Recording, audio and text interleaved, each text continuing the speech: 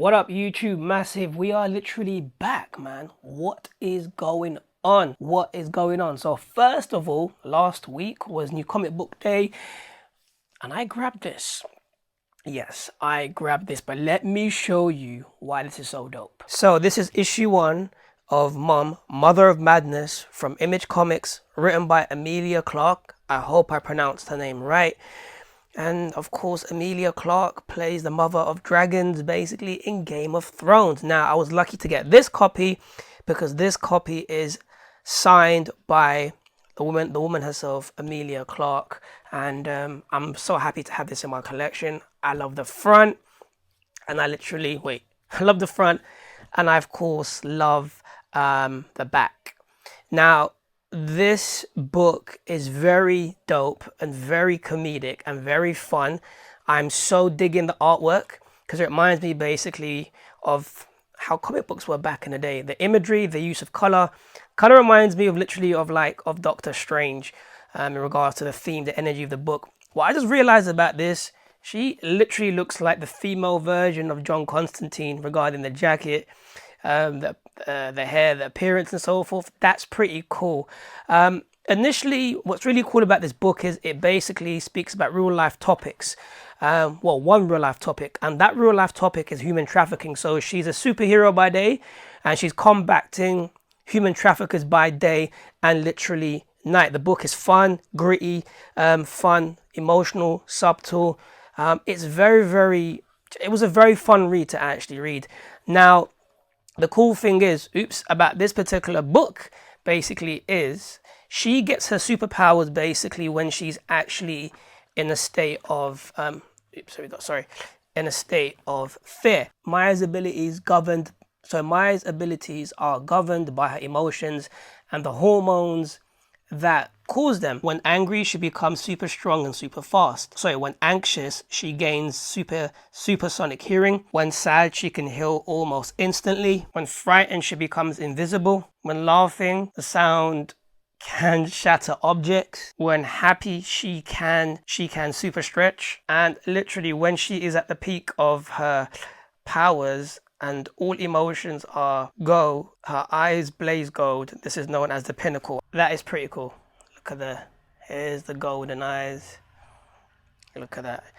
She kind of reminds me right now of Mr. Fantastic from the Fantastic Four.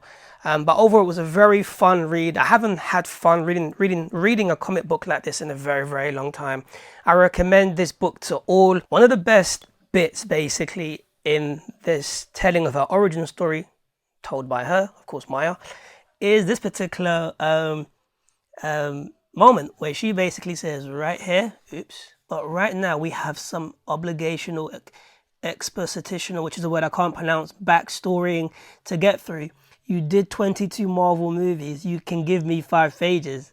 And I found that hilarious just to see the Marvel reference in that particular scene, in this particular panel. Fun, humorous, but I really love that moment. I was like, this is pretty cool. Kind of reminds me of something that Deadpool would say. And of course, this is how she pretty much becomes the person that she is. Pops a few pills literally here from what her dad was working on. Takes a bit here, a bit there. That's pretty much the gist of the book. It's fun. It's a very fun read. I'd recommend this book to all, and I just love it. I'm super digging this as well. The fact, digging this concept art here. That concept art looks pretty cool, pretty nice. Look at that. I'm also digging this. I initially thought this was basically like various covers for issue 1, but they look pretty cool. I would literally, if I had the money right now, I would get every single cover if these were actually covers to be copped. I'm digging this. I'm assuming this will be her suit that she wears possibly in future issues. And there's only 3 issues, which kind of sucks. I really hope this book becomes a TV series also. Yeah, but that's pretty much it. That's my thoughts on it. Fun, comedic. Like I said, combats human trafficking, which is a very disgusting act, which still gets carried on today. Trafficking of boys, girls, especially the young girls and women. And this highlights basically this and which is the reason I actually got this, because when I heard she was a superhero that combats human trafficking, I was like, you know what, I don't care if the book is good or bad, I'm definitely grabbing it because of that topic. But love it.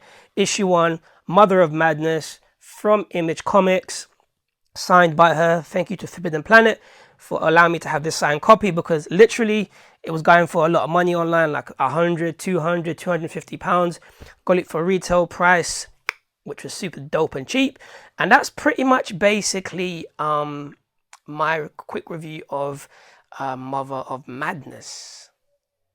A must read. I know I've said this before, but I had a theory that I wanted to pretty much speak to you beautiful people about my theory of how possibly Marvel could introduce the Eternals. And it comes from this, the Eternals, written by and illustrated by Jack Kirby. This is the complete collection. You can get this in 2 volumes, being volume 1 and volume 2, but I decided to get the whole volume 1 and volume 2 in this particular graphic novel, right? In this volume. Now this goes for £33.50. If you want to find out what the movie is going to be about, blatantly, this is what you want to read, the substance, the source material of it all. So with that being said, let's go into my theory. So this is the origin story basically of the Eternals, and this is my theory. So I've spoken about this before, but I wanted to add something to this. So this is the origin story, right? So the Celestials came down on the ship to Earth billions of years ago. They experimented basically on the monkeys and created 3 races: the Deviants, the Humans, and of course the Eternals. The Deviants, an ever-changing and destructive failure. The Human, the species bred on true balance and structure and disposition. Although he was a destroyer, the Human was capable of building for peace. And of course the Eternal, he was more a child of the gods than of Earth. He reached for, of course, the stars. So that's pretty much the origin story of the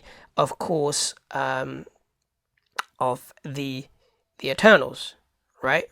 So I was pretty much thinking, because I'm going to show you this in the next couple of pages. What if the Celestials came down and embedded a type of gene or atom within the human to someday activate that particular human race or part of the human race in creating pretty much the X-Men? So what I'm trying to say is, imagine they've embedded basically the atoms of the X gene. Somehow the atom contains the X gene, or let's say the gene, right? Or they took the gene from a particular alien race, which was the X gene, implanted it into the humans.